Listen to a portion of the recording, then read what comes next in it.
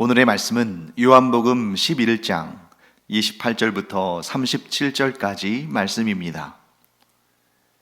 이 말을 하고 돌아가서 가만히 그 자매 마리아를 불러 말하되 선생님이 오셔서 너를 부르신다 하니 마리아가 이 말을 듣고 급히 일어나 예수께 나아가매 예수는 아직 마을로 들어오지 아니하시고 마르다가 맞이했던 곳에 그대로 계시더라. 마리아와 함께 집에 있어 위로하던 유대인들은 그가 급히 일어나 나가는 것을 보고 곡하러 무덤에 가는 줄로 생각하고 따라가더니 마리아가 예수 계신 곳에 가서 배웁고 그 발 앞에 엎드리어 이르되 주께서 여기 계셨더라면 내 오라버니가 죽지 아니하였겠나이다 하더라. 예수께서 그가 우는 것과 또 함께 온 유대인들이 우는 것을 보시고 심령에 비통히 여기시고 불쌍히 여기사 이르시되 그를 어디 두었느냐 이르되 주여 와서 보옵소서 하니 예수께서 눈물을 흘리시더라. 이에 유대인들이 말하되 보라 그를 얼마나 사랑하셨는가 하며 그 중 어떤 이는 말하되 맹인의 눈을 뜨게 한 이 사람이 그 사람은 죽지 않게 할 수 없었더냐 하더라. 네, 어제 본문에서 우리는 마르다를 만나신 예수님께서 이 마르다가 예수님이 어떤 분이신지, 예수님의 그리스도 되심이 무슨 의미인지를 정확히 알지 못했기 때문에 마르다에게 예수님께서 예수님이 어떤 분이신지를 가르쳐 주셨습니다. 이렇게 말씀하셨죠. 나는 부활이요 생명이니 나를 믿는 자는 죽어도 살겠고 무릇 살아서 나를 믿는 자는 영원히 죽지 아니하리니 이것을 내가 믿느냐 이렇게 말씀하셨습니다.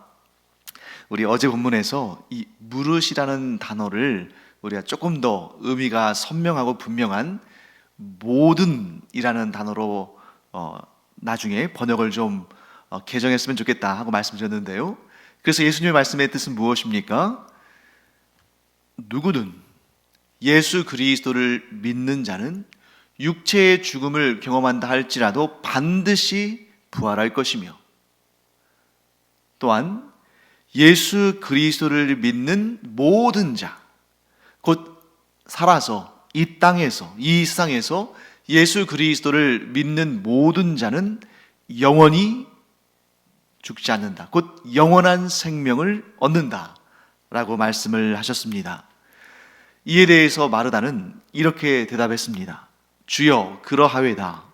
주는 그리스도시요 세상에 오시는 하나님의 아들이신 줄 내가 믿나이다 라고 고백합니다. 하지만 이 믿음의 고백도 아직은 완전하지는 않습니다.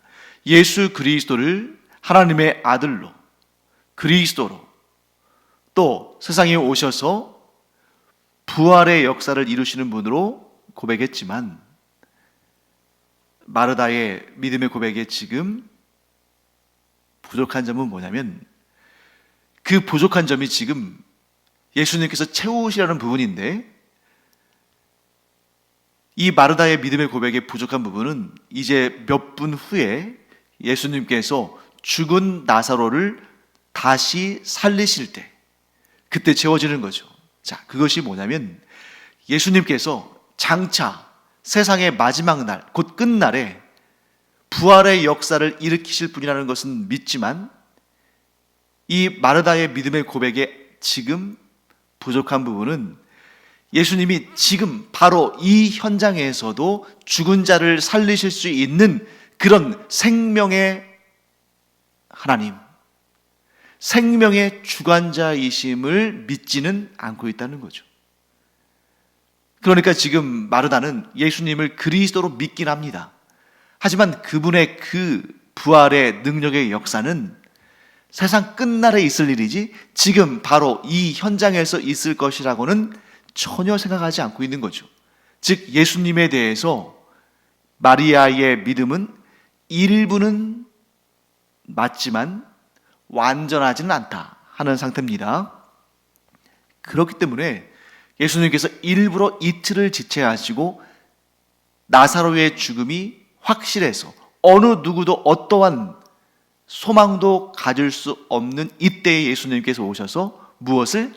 표적을 보여주시려고 하신 것입니다. 어떤 표적입니까? 바로 지금 이 순간, 바로 지금 우리의 현실의 삶 가운데 예수님께서 생명을 살리시는 능력을 가진 그리스도이심을 표적으로 보여주시는 것입니다. 그리고 이제 예수님은 마리아를 부르셨습니다. 마리아는 예수님께서 부르신다는 그 말을 듣고 급히 일어나서 예수님께로 나아갔습니다. 마리아 곁에서 그녀를 위로하던 유대인들도 마리아가 급히 나가는 모습을 보면서 지금 그 슬픔을 이기지 못해서 그 오라버니의 무덤에 가서 또 애곡하려고 하나 보다 하고 그녀를 또 위로하기 위해서 함께 나갔습니다. 그러니까 이제 예수님 앞에는 마리아와 위로하러 온 유대인들이 함께 있는 거죠. 마리아도 예수님 앞에 나아가서 절하고 이렇게 말합니다. 주께서 여기 계셨더라면 내 오라버니가 죽지 아니하였겠나이다. 자, 언니 마르다와 똑같은 말이죠. 똑같은 말을 했다는 것은 똑같은 믿음을 가지고 있다는 것입니다. 그것이 무엇입니까? 예수님께서는 어떤 죽을 병이라 할지라도 고치실 분이다. 고치시는 분이시다.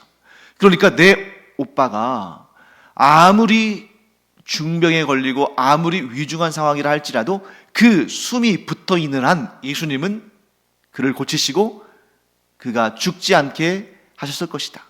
그런데 이미 죽은 다음에는 예수님도 어떻게 하실 수가 없다. 이런 생각 가지고 있는 거죠. 곧 예수님을 메시아로 여기기는 하지만 현실의 상황 속에서 예수님도 할 수 없는 일이 있으시다. 그것이 바로 죽은 자를 살리시는 일은 할 수 없다. 아주 최대치로 믿음을 발휘해서 예수님이 그리스도시기 때문에 세상의 마지막 날, 곧 끝날 죽은 자들을 부활시키시는 그 능력을 베푸시겠지만 지금 이 현실 가운데에 죽은 자를 살리시는 것은 예수님이라 하더라도 할 수 없는 일이다 하는 생각을 마르다도 그리고 마리아도 가지고 있는 것입니다.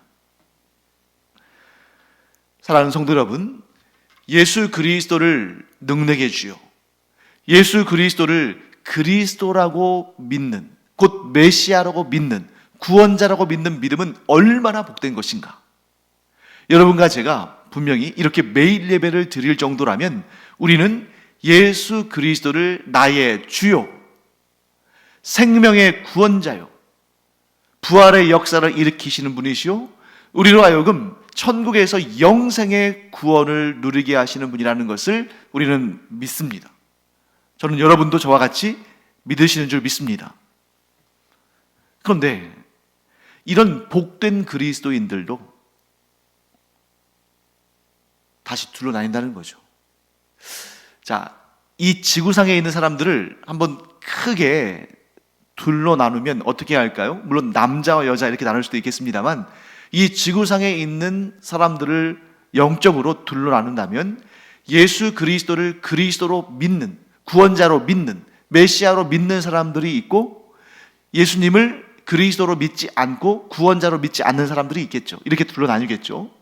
그런데 예수님을 그리스도로, 메시아로, 구원자로 믿는 사람들 속에서도 또 둘로 나뉩니다. 하나는 삶의 현장, 내가 지금 살고 있는 이 삶의 현장에서 예수 그리스도의 능력을, 불가능한 일이 없는 예수 그리스도의 능력을 믿고 그 능력을 체험하는 사람들이 있는 반면에 다른 하나는 예수님께서 마지막 날에 나를 구원하셔서 천국으로 이끄실 것이라는 것은 믿지만 지금 나의 삶의 현장에서 예수님께서 나의 모든 순간순간마다 그 능력의 역사를 이루신다는 것은 믿지 않는 그런 그리스도인들도 있습니다. 자, 그리스도인이기 때문에 예수 그리스도를 나의 구원자로, 나의 메시아로 믿기 때문에 분명히 천국 갑니다. 천국에서 영생을 누립니다. 그런데 마지막 날에 부활하여 천국에서의 영생을 누리게 될 그 그리스도인들이 현실의 삶 가운데 둘로 나뉜다는 거예요. 어떤 이는 삶의 그 순간순간마다 예수님의 능력을 체험하는 사람이 있는 반면에 구원을 얻기는 했지만 자신의 삶의 현장에서는 예수님의 능력을 기대하지도 않고 경험하지도 못하는 그런 사람도 있다는 거죠. 자, 그러면 이 세상에서 가장 복된 사람들은 누굽니까? 이 세상에서 가장 복된 사람들은 예수 그리스도를 나의 구주로 영접하고 구원받아서 천국에서 영생을 누리게 될 그리스도인들이죠. 그런데 그 그리스도인들 가운데서도 가장 최고의 복된 자는 어떤 사람이냐면 예수 그리스도의 능력을 저 천국에서나 마지막 날의 그 부활의 때에나 누리는 것이 아니라 그때는 당연하거니와 지금 내가 숨쉬며 살아가는 나의 삶의 바로 이 현장에서 예수님의 그 놀라운 능력을 믿어 의심치 않고 경험하는 자가 가장 복된 그리스도인들 가운데서도 가장 복된 사람들이다. 사랑하는 성도 여러분, 우리가 예수 그리스도를 구주로 믿는다는 그 믿음 속에는 장차 내가 예수님으로 인해서 천국에 올라가서 영원한 생명을 누리게 될 것이다 하는 그런 믿음에만 한정되는 것이 아니라 바로 숨쉬며 살아가는 바로 나의 이 삶의 오늘의 이 현장에서 예수님께서 나와 함께 하시며 나에게 가장 좋은 길로 인도하시며 나를 보호하시며 나에게 가장 좋은 복을 주시는 분이시라는 것을 믿고 기대하고 기도하고 경험하는 자, 우리 모두 그런 가장 복된 그리스도인들이 되기를 간절히 축원합니다. 자, 그 다음에 좀 어려운 본문을 한번 우리가 좀 살펴볼 텐데요, 33절부터 35절까지 말씀입니다. 제가 한번 읽어보겠습니다. 예수께서 그가 우는 것과 또 함께 온 유대인들이 우는 것을 보시고 심령에 비통히 여기시고 불쌍히 여기사 이르시되 그를 어디 두었느냐? 이르되 주여 와서 보옵소서 하니 예수께서 눈물을 흘리시더라. 굉장히 어려운 본문이죠. 왜냐하면 마리아와 또 나사로의 죽음에 대한 소식을 듣고 와서 유가족들을 위로하던 그 유대인들이 나사로의 죽음으로 인하여서 슬피 우는 모습을 예수님께서 보시고 어떻게 반응하셨냐면 심령에 비통히 여기시고 그리고 불쌍히 여기셨습니다. 그리고 나사로가 어디에 있는지를 물어보시고 주여 와서 보옵소서 하는 그들의 대답을 들으신 다음에 예수님께서 눈물을 흘리셨습니다. 나사로의 죽음 앞에, 또한 그 죽음을 보고 슬퍼하는 사람들 앞에서 예수님은 비통히, 심령에 비통히 여기시고 또 그들을 불쌍히 여기시고 또한 눈물을 흘리셨다. 자, 이 부분을 해석할 때 많은 사람들이 어떻게 해석을 하냐면 예수님은 완전한 하나님이시지만 동시에 완전한 사람이시기 때문에 사람으로서의 모든 감정을 가지고 계시고 또한 그것을 표현하시며, 그런데 이 나사로는 예수님과 특별한 친분이 있는 예수님께서 사랑하시는 사람이었기 때문에 또한 그의 누이들 마르다와 마리아도 예수님께서 사랑하셨기 때문에 그의 죽음, 나사로의 죽음 앞에, 그리고 그 죽음 앞에서 애통하여 울고 있는 그 자매들과 사람들 앞에 그들을 보시면서 슬픔의 감정, 연민의 감정을 느끼신 것 아닌가, 이렇게 해석하고, 또 그 해석이 완전히 틀렸다고 말할 수도 없죠. 왜냐하면 예수님도 그들과 가까이 지내셨기 때문에 그런 마음이 드실 수도 있겠죠. 하지만 우리가 자세히 이 사건을 들여다보면 그렇게만 해석해서는 안 된다는 사실을 알게 됩니다. 왜냐하면 예수님께서 지금 나사로의 집으로 찾아오신, 이 베다니로 찾아오신 이유가 무엇입니까? 예수님께서 죽은 나사로가 불쌍해서, 그 누이들이 불쌍해서 조문하러 오셨는데 하다 보니까 나사로를 살리셔서 예수님도 깜짝 놀라셨나요? 아니죠. 예수님은 나사로가 죽은 것을 확인하시고, 또한 죽은 지 나흘이나 지났으니까 그 어떤 소망도 없이 절망의 상태 가운데 사람들이 슬퍼하고 있을 것을 아시고 오셨고, 또한 예수님은 나사로를 살리시는 그 표적을 이루시기 위해서 오셨습니다. 그런데 지금 이 마르다와 마리아와 대화한 다음에 단 몇 분 후면 죽은 나사로를 예수님께서 살리실 것인데, 예수님은 살리시기 위해 오셨고 살리실 능력이 있으신데 나사로의 죽음을 보시고 나사로의 죽음에 대해서 슬퍼하실 이유가 있을까요? 그러니까 여기에서 예수님께서 슬퍼하셨다는 것은 나사로가 죽었기 때문에 슬퍼하신 것이 아닙니다. 예수님께서 나사로를 살리실 텐데, 이제 몇 분 후면 나사로가 살아날 텐데 나사로 때문에 슬퍼하실 일이 없는 거죠. 그러면 왜 예수님께서 이런 슬픔의 감정을 가지시고 눈물까지 흘리셨을까? 자, 먼저 여기에서 이 문제를 해결하는 키는 심령의 비통이 여기시다 라는 이 표현에 있는 것입니다. 비통하게 여기다 라는 말은 사실 좀 어려운 말이죠. 그래서 이 헬라어로 좀 살펴볼 필요가 있는데, 헬라어로 이 비통하게 여기다라는 단어는 엠브리마이오이라는 단어입니다. 엠브리마오마이라는 단어인데, 이 단어가 가지고 있는 의미는 이런 의미입니다. 자, 이와 똑같은 단어가 나온 본문이 있어요. 그 본문은 마가복음 14장 5절인데, 이 본문은 우리가 다음에 살펴볼 요한복음 12장 본문과도 좀 연결될 수 있습니다. 마가복음 14장 5절에 거기에도 예수님의 머리에 향유를 붓는 여인이 등장합니다. 자, 이 여인의 행위, 예수님의 머리에 값비싼 향유를 부었어요, 이 여인이.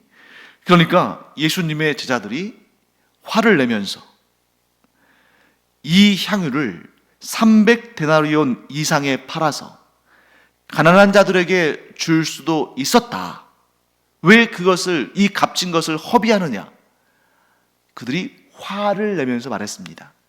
그때 사용된 단어가 엠브리마오마이, 화를 내다, 분노하다, 이런 뜻이에요.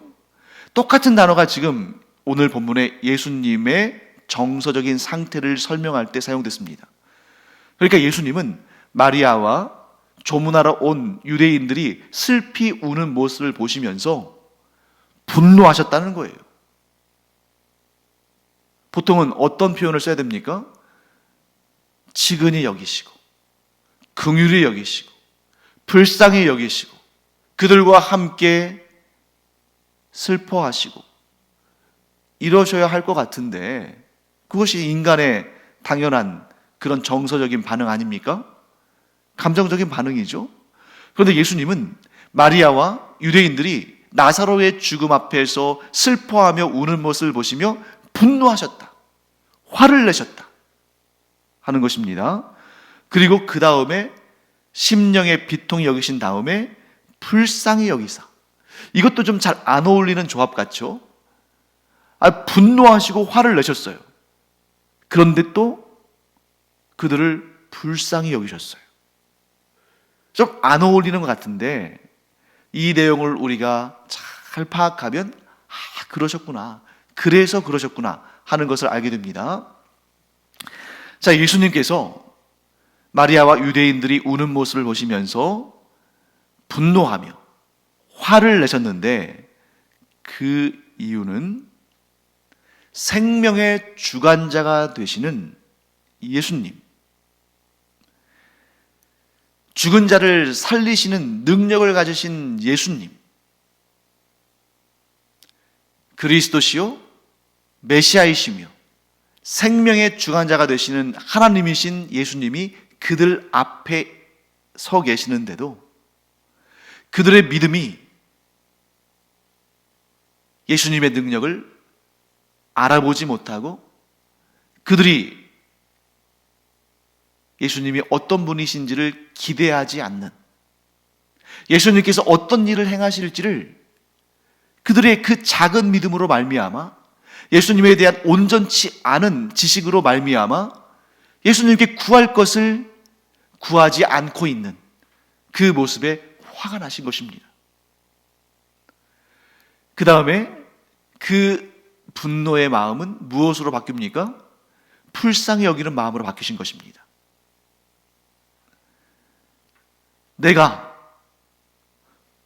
너희를 살리기 위해서 이 땅에 왔는데, 나는 먼 훗날 곧 이 세상의 끝날에 죽은 자들을 부활케 하는 능력만 가진 존재가 아니라 바로 이 순간, 이 자리에서, 지금 이 현장에서 죽은 자를 살릴 수 있는, 죽은 자를 살리는 그런 능력을 베풀 수 있는 메시아인데, 너희들이 왜 아직까지도 그 사실을 알지 못하느냐? 내가 지금까지 수많은 표적들을 보여준 것은 바로 이 날을 위함인데, 너희들은 이 마지막 표적을 보지 않으면 믿지를 않겠구나. 그 마지막 표적이 무엇입니까? 죽은 나사로를 살리시는 표적인 것입니다. 그런데 왜 예수님은 이 사람들 앞에서 분노의 감정을 가지신 다음에 그들을 불쌍히 여기셨을까요? 네. 이들이 예수 그리스도를 만나고 또 예수님을 믿지만, 그러나 이 세상에 사는 동안에는 죄와 사망의 권세에 그들도 죽음을 경험하게 될 것이기 때문입니다. 예수님께서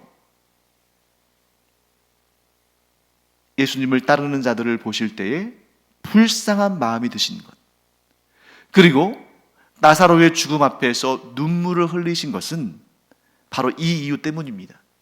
예수님은 이 세상의 모든 것을 창조하신 분이십니다. 그래서 요한복음 우리 서두에 요한복음 1장은 신약의 창세기 1장이나 마찬가지죠. 그래서 하나님께서 천지를 창조하실 때에 로고스, 곧 말씀이신 예수 그리스도가 없이는 창조하신 것이 없다고 말씀하신 그 내용, 곧 모든 것이 예수 그리스도를 통하여 창조가 되었습니다. 그래서 인간을 창조하실 때에 그 인간의 아름다움, 그 인간의 복됨, 그 인간의 순수함, 그 인간의 가장 귀한 모습을 아시는 예수님께서 죄와 사망에 사로잡혀서 죽을 수밖에 없는 그러한 사람들을 보실 때 얼마나 마음으로 그들이 불쌍해 보이고, 또한 지금 예수님께서 나사로를 살려주시겠지만 그렇다고 해서 나사로가 영원토록 사는 것은 아니죠. 그도 언젠가 또 죽음을 경험할 것입니다. 만일 그렇지 않다면 지금까지 나사로가 살아있지 않겠습니까?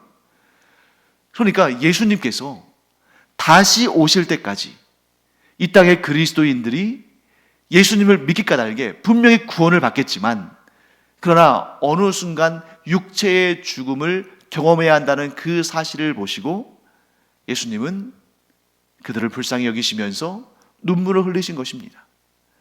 그럼에도 불구하고 예수님의 눈물이 소망 없는 절망의 눈물이 아닌 것은 이 세상에서 모든 사람들, 모든 그리스도인들까지도 다 죽음을 경험하겠지만 예수 그리스도를 믿는 자는 반드시 부활하여 천국에서의 영생의 구원을 얻는다는 것을 예수님도 아시고 우리도 알기 때문에 이 죽음을 경험하는 인간에 대해서 우리가 슬퍼하기는 하지만 그러나 그 슬픔이 절망의 슬픔이 아니고 우리가 울기는 하지만 그 울음이 좌절의 울음이 아니고 소망이 담긴 위로가 있는 그런 슬픔이고 그런 눈물이라는 것입니다. 사랑하는 성도 여러분, 우리가 부활의 소망이 있고 천국에서의 영생의 구원을 얻은 자들입니다. 그렇다고 해서 우리가 우리의 사랑하는 가족이나 성도들이 육체의 죽음을 경험하는 곧 소천하게 되면 우리가 마냥 막 즐겁게 떠들고 놀고 웃고 그럽니까? 아니죠. 우리도 그 죽음 앞에서 슬퍼하며 눈물을 흘립니다. 그러나 세상 사람들이 슬퍼하는 것과 세상 사람들이 눈물을 흘리는 것과는 결정적으로 차이가 있죠. 무엇입니까?